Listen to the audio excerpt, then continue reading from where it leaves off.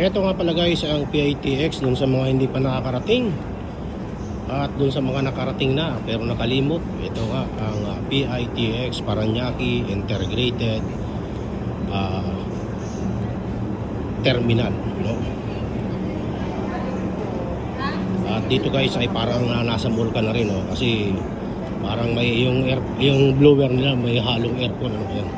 Magamit sila guys ng mga ganyang kalalaking electric fan, no?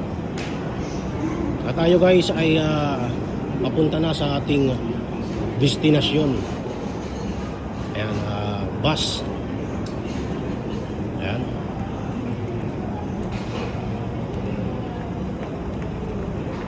Doon guys sa mga pupuntang Maynila o sa mga OFW na uuwi, no? Pagkagaling ninyo guys, ano ba sa mga OFW muna, no?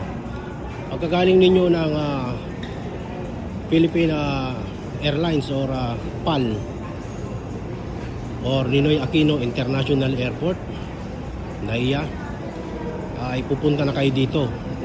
Kasi halimbawa ikaw taga South ka, may mga biyahe ditong papuntang Quezon, Laguna, Quezon, Bicol hanggang Samar, at alam ko hanggang Mindanao meron dito, no?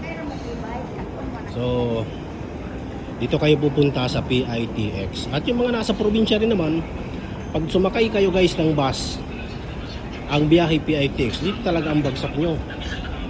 Dito kayo pupunta. At may mga biyahe na dito, no?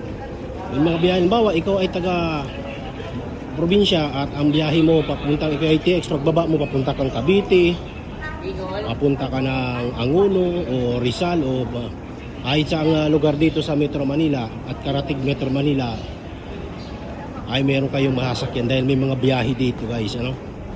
May mga biyahe, Parañaque, Pasay, Maynila, Makati, yan. Ito guys ang biyahe. So all around na, no? Hindi na kayo mahihirapan. Pag bumaba kayo guys ng bus na may mga dala-dalaan kayo, pasalubong, pagbaba nyo guys dun sa sa bus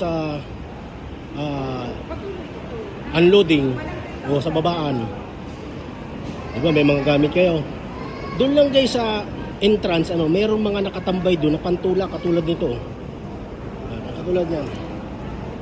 Ayan. Libre lang yan guys, libre, no? At kung kayo ang kukuha, siyempre kakarga nyo na, kayo na rin magtulak, magbagyan lang itulak, diba? At ito na guys, nandito na tayo. Ayan yung sinasabi ko. Yan, Trecer Martires, Langkaan, Manggahan, Monterrey, Dasmariñas, Palapala, SM Bacor, Imus. Ayan. Dito ang mga ayan. Ayan guys ang tulad yan, no? So hindi na kayo, pag papunta kayong Cavite, hindi na kayo kakabahan, no? Diba? Ibig ko sabihin, sa mga lugar na karating ng Metro Manila, may mga pampasahirong bus na masasakyan. Kaya kung galing kayong probinsya at ang biyahe nyo ay papuntang Metro Manila, sa PITX na kayo guys, all around na dito, no? Ayan, safe pa kayo dito, safe. Thank you guys for watching.